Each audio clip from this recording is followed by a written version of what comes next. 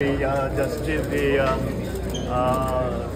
quick briefing on the effects of Typhoon Enteng in Rizal specifically, and also the responses of the rest of the agencies around the country, because Enteng is not only localized here in this area, but dumaan na sa northern Luzon. So we are just having to deal with a very large volume of water that rained upon all of the affected areas.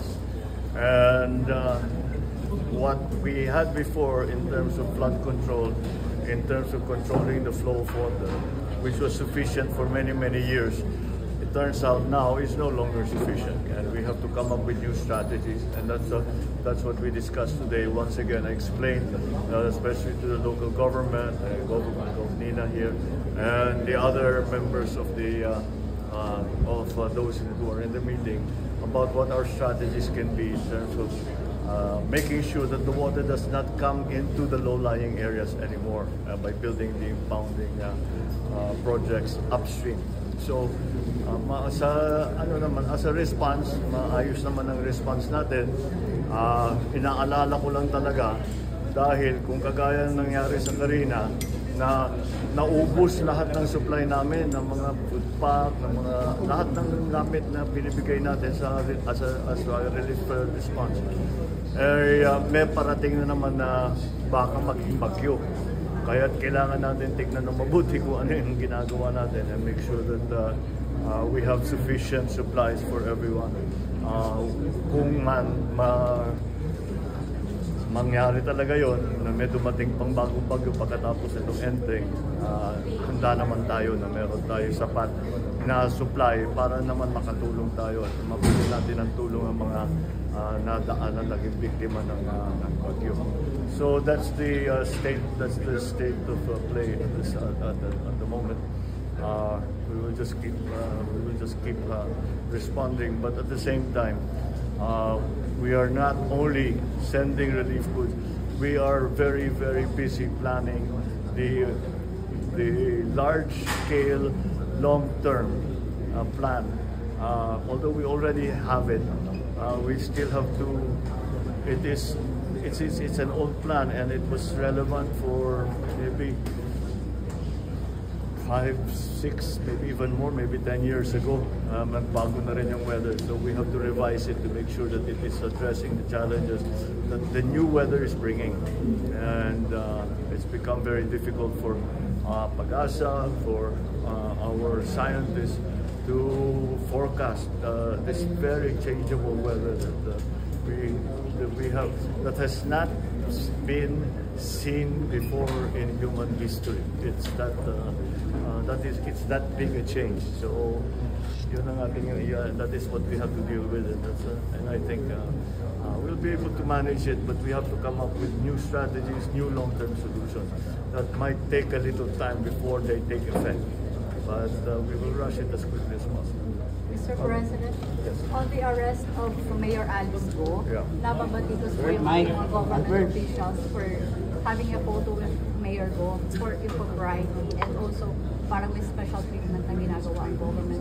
What's your take on this? Well, I think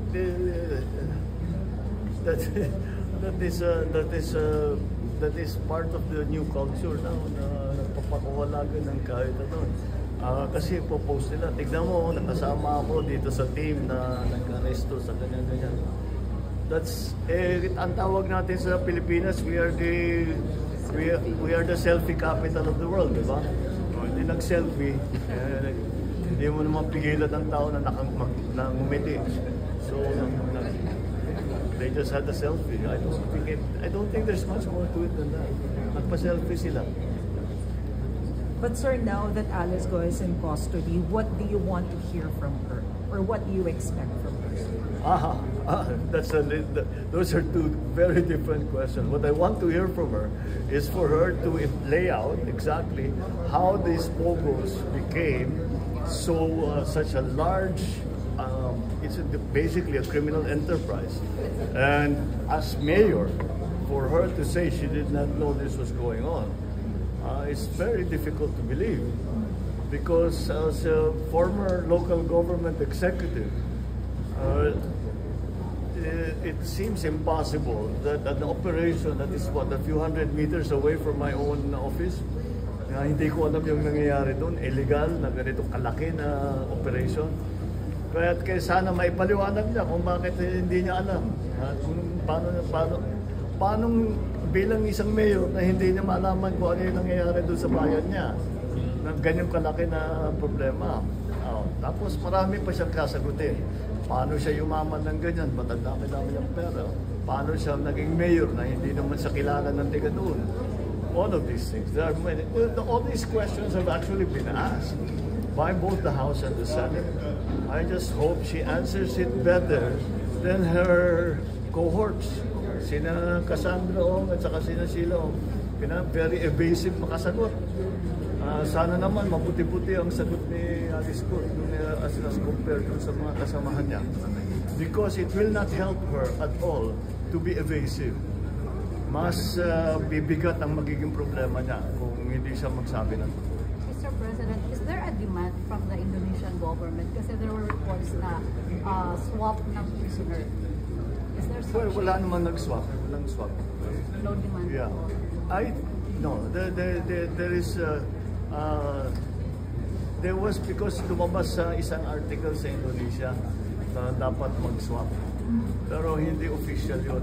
So, no, but, well, it was, I can explain to you, hindi naging simple ang pag-uwi ni Alice Go dito sa Pilipinas. It wasn't simple at all.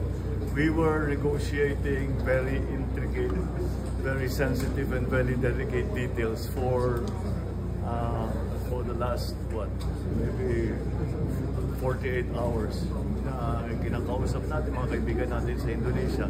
Mabuti na lang, marami tayong naging kaibigan na dahil sa pagpunta ko sa mga iba't ibang bansa, Indonesia being one of them, at maging malapit kami ni President Jokowi, naging mahagi yun. Kaya kahit na hindi ganun kasimple ang pag-transfer, na ating napakiusapan naman natin ng mga kaibigan natin sa Indonesia. Payaan ng Pilipinas, kunin na siya at iuwi siya dito sa Pilipinas. Okay. Maraming salamat.